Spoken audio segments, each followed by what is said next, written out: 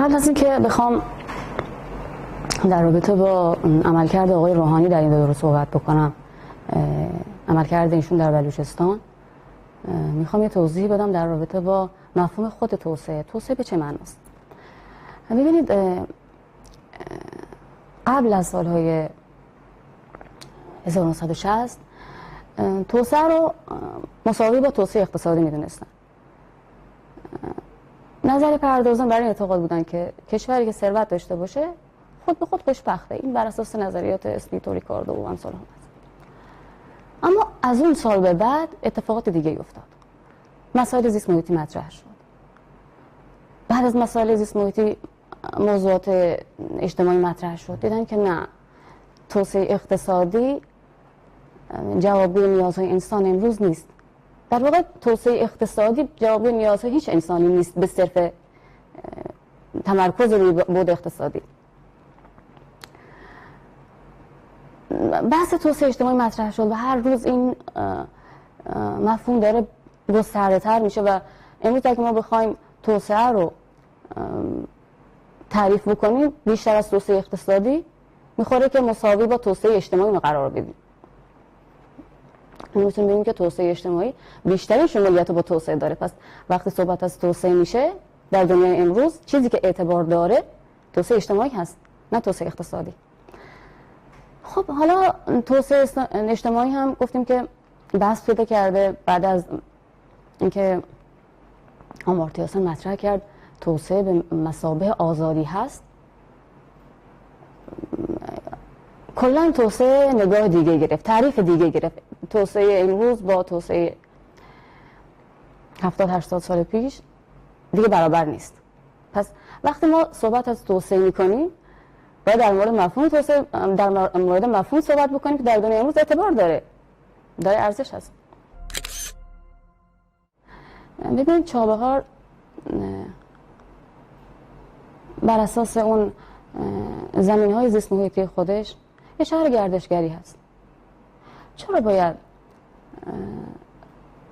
سواحل ما رو بدن دست این اداره و این اداره؟ چرا در زمینه گردشگری فعالیت نمیشه؟ چرا سرمایه‌گذاری در زمینه گردشگری صورت نگیره؟ ما عملاً اون محبت بالقوه‌ای که در شهرمون هست انگار عملاً نادیده گرفته میشه. اون مثلا در شهرهای دیگه هم صادق هست.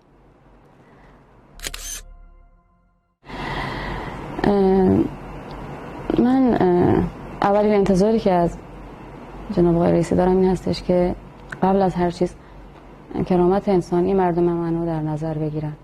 من مهمترین ایرادم به حال بحث برنامه توسعه سوال مکارن که در زمان آقای روحانی مطرح شد این هستش که چرا مردم من، حالا من همین مباحث محیط زیستی که متخصصین خودشون باید بیان صحبت بکنن و صحبت‌های اساسی خواهند داشت در این زمینه، چرا این نگاه رو به مردم من دارن؟ انتظار دارن که اون دیدگاه قبلی رو نداشته باشن. اگر خودشون یا شاید خود آقای روحانی این دیدگاه رو نداشتن، ولی باید نظارت بشه در بحث توسعه، متولین توسعه باید نظارت بشن.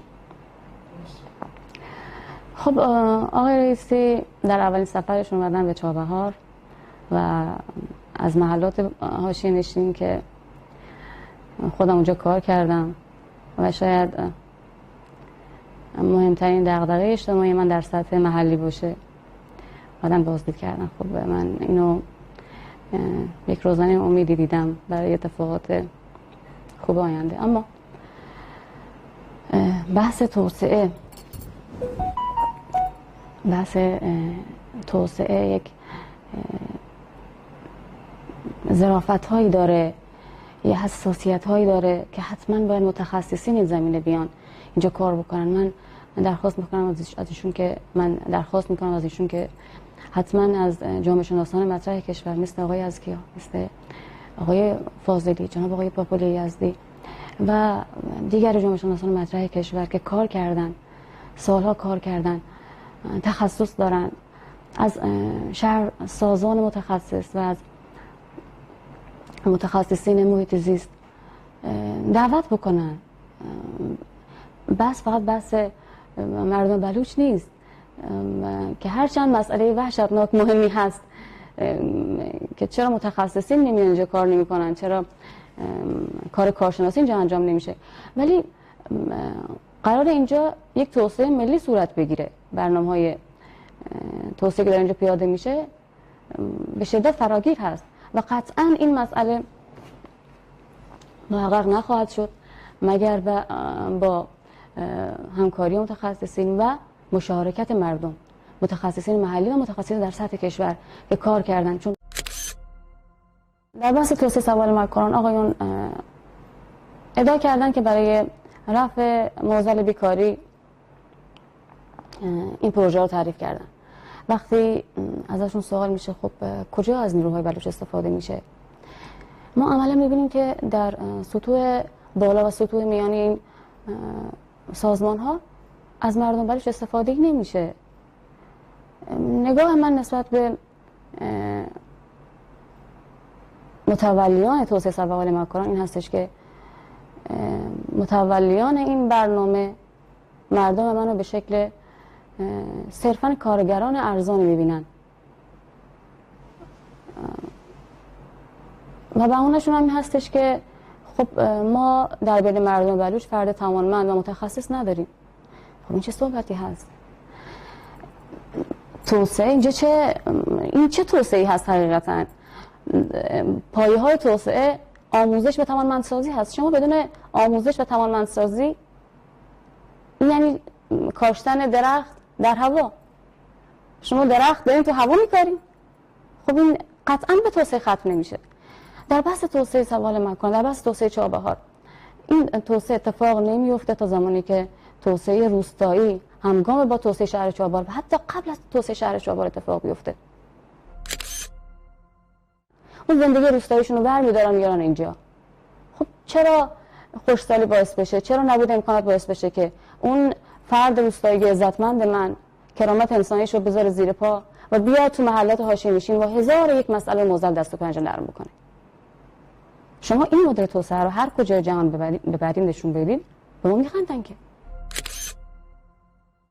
انتظار من این هستش که در توصیه من، انتظار ول کنه، توصیه من به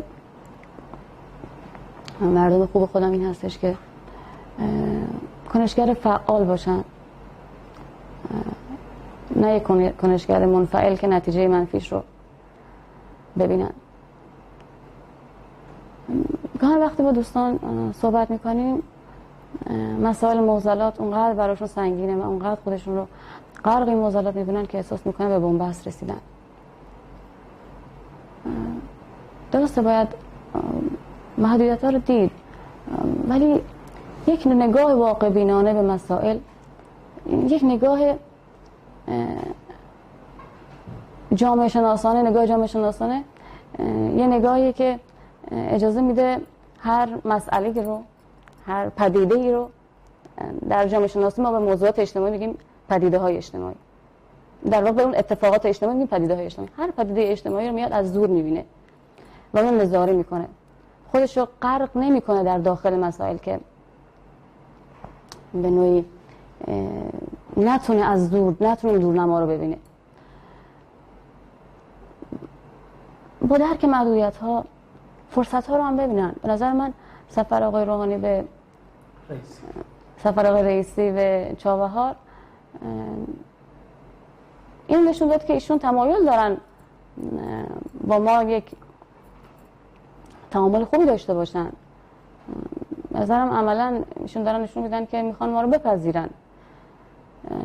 این فرصتی هست، به نظرم این فرصتی هست برای ما فعالین حوزه اجتماعی که از این فرصت استفاده بکنیم و در کنار ایشون باشیم و مطالبات برحق خودمون مطرح بکنیم. واقعیت این هستش که به انسان، حقیقت این هستش که به انسان حق اختیار داده شده، فرصت اختیار داده شده، اما زمان برکت دست ما نیست.